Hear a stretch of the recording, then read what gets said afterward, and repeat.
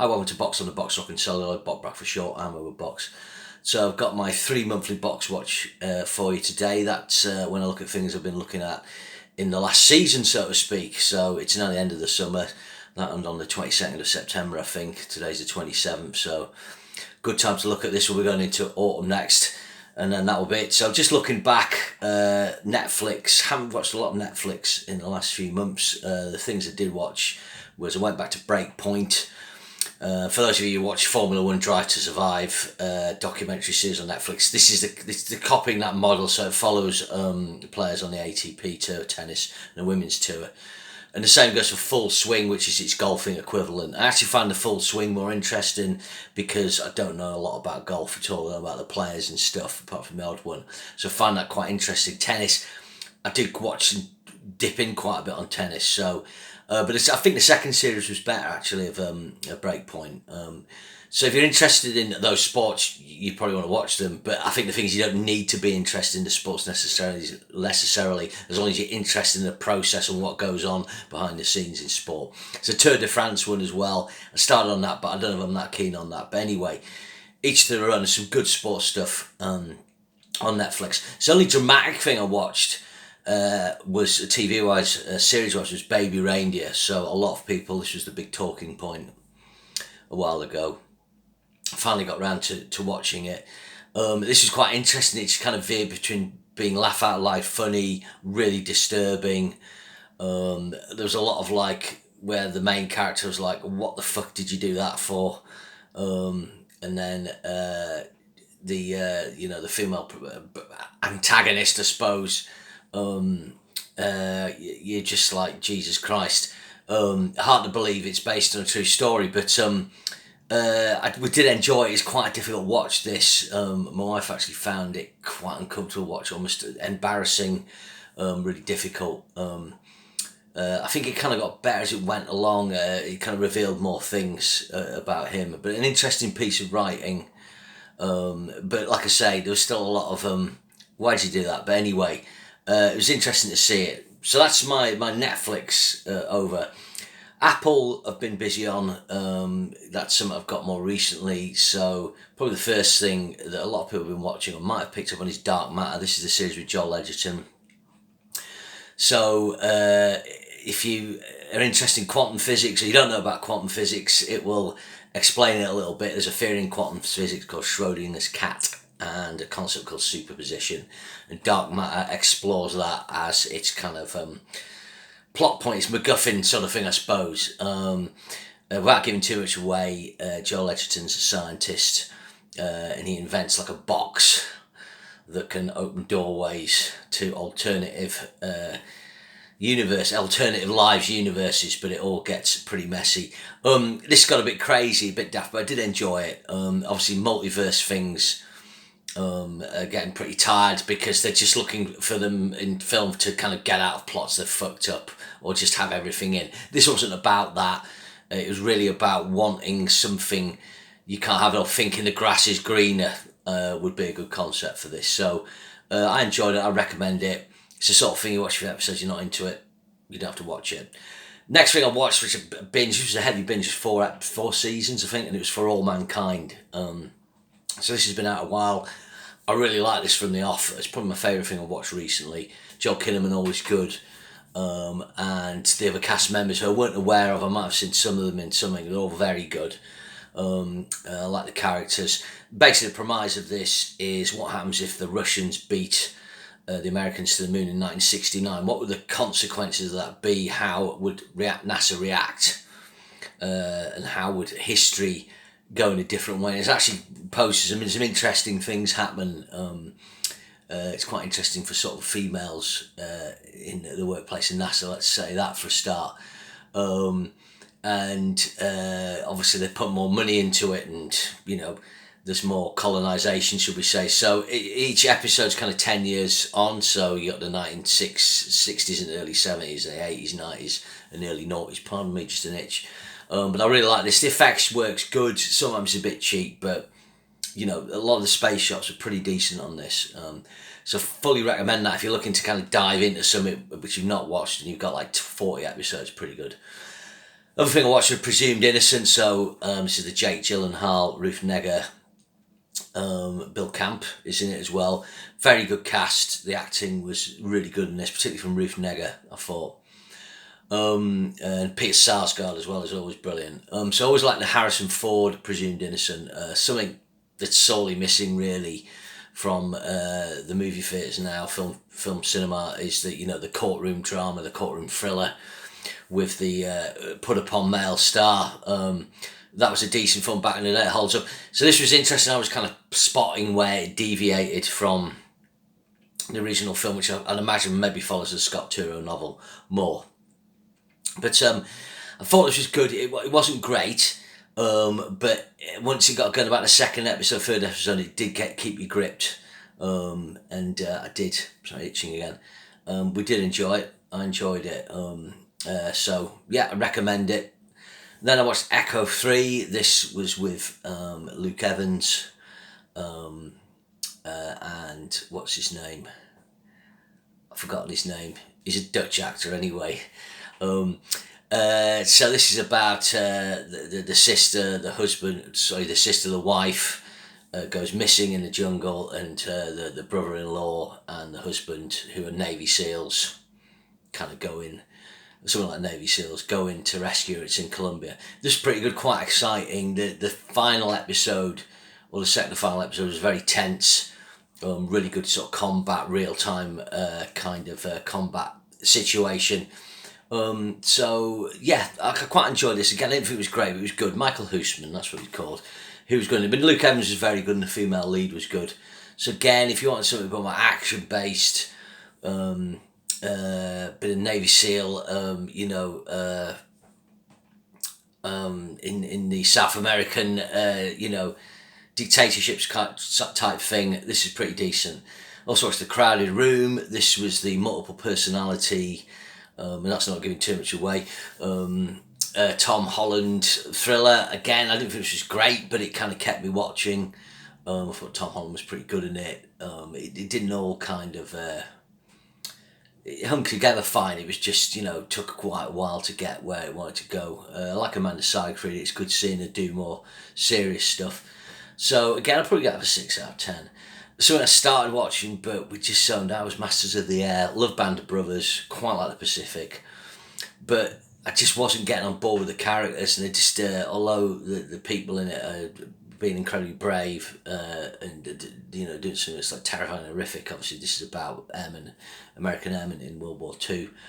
It just wasn't totally grabbing me, and the problem is with streaming now, there's so much content, there's other things to watch, which brings me to the morning show, which we finally got around to watching. So nearly finished that. Really enjoying this show. It can sort of blow hot and cold a bit, but I think it's got characters that are interesting. Jennifer Aniston, Reese Witherspoon, big star power. But the real finding this is Billy Crudup. I've always thought Billy Crudup's a good actor, but he's absolutely brilliant in this. His character is really good. I think he's won an award for it. He's one of those great supporting characters. He gets a lot of great lines, and he's a really interesting character. John Hamm's in it later on, who's always good as well. Interesting, I did watch something on ITV called Douglas is Cancelled, which sort of explores some of the same things. If you've not seen that, it's quite interesting.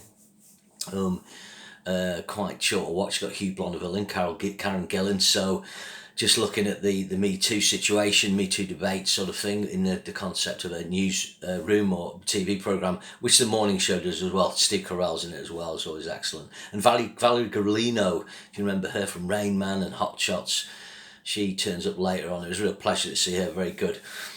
And really the only other thing on terrestrial TV as well as I watched Doctor Who. If you watch my Doctor Who ranking, which Helena and Oz has, you obviously hear me patter a bit about that. I didn't think it was completely terrible. A lot of people saying it was. There was certainly one episode which had scope to be really good, but kind of went a strange way.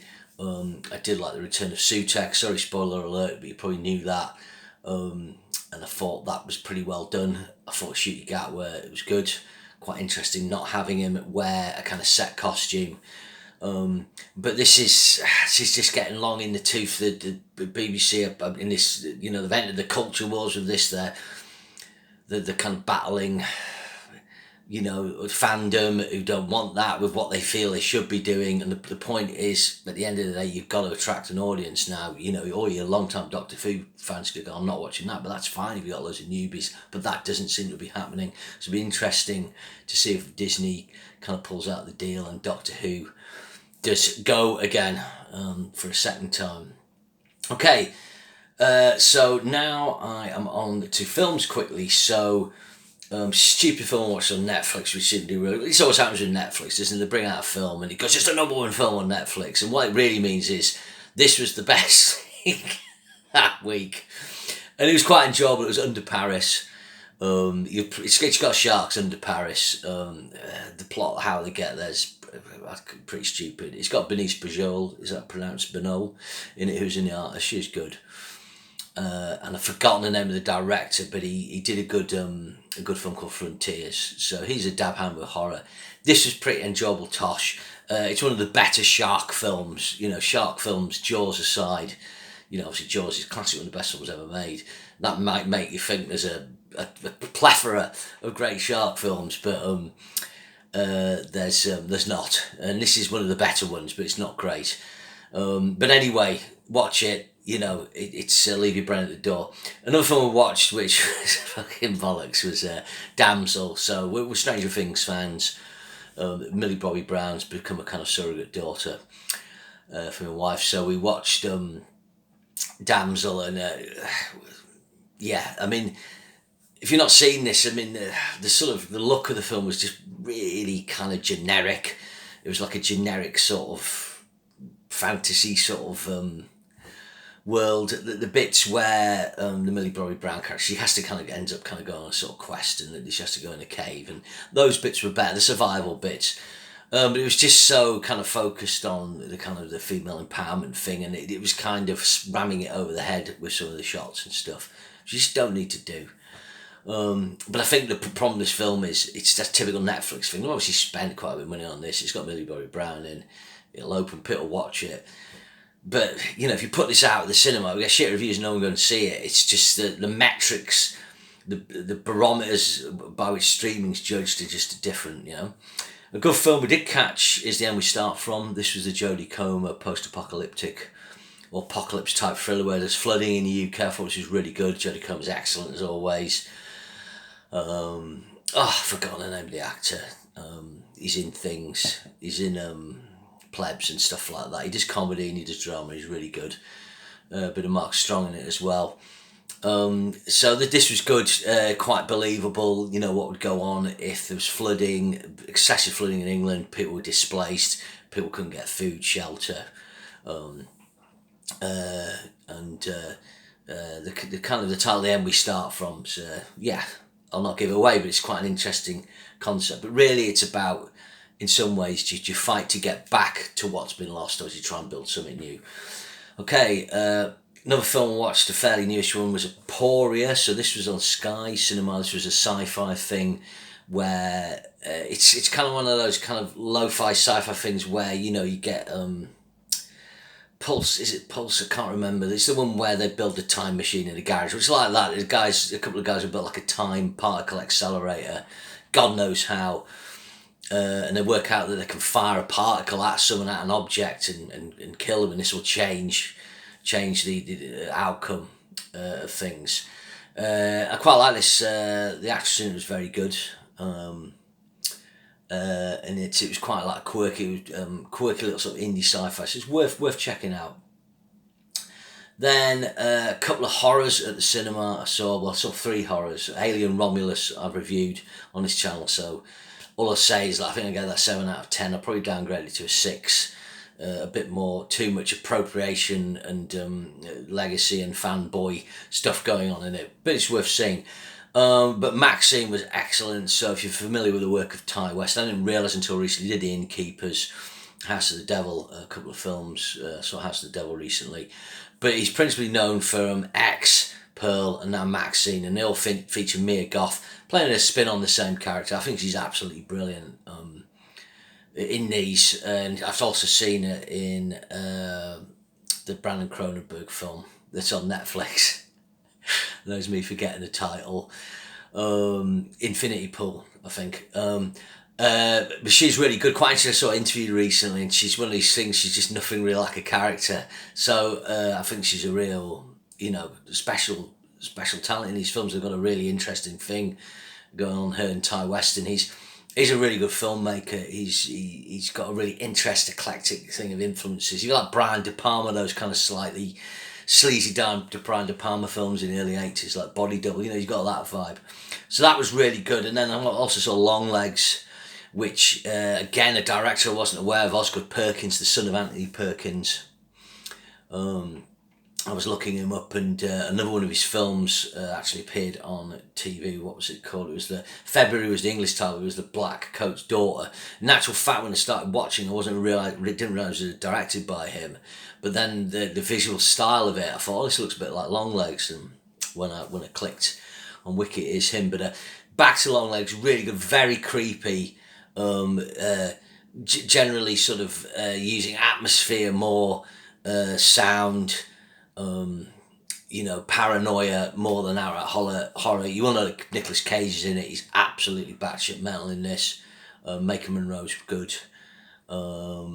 As is the actor, and I forgot his name again. Blair Underwood. There we are.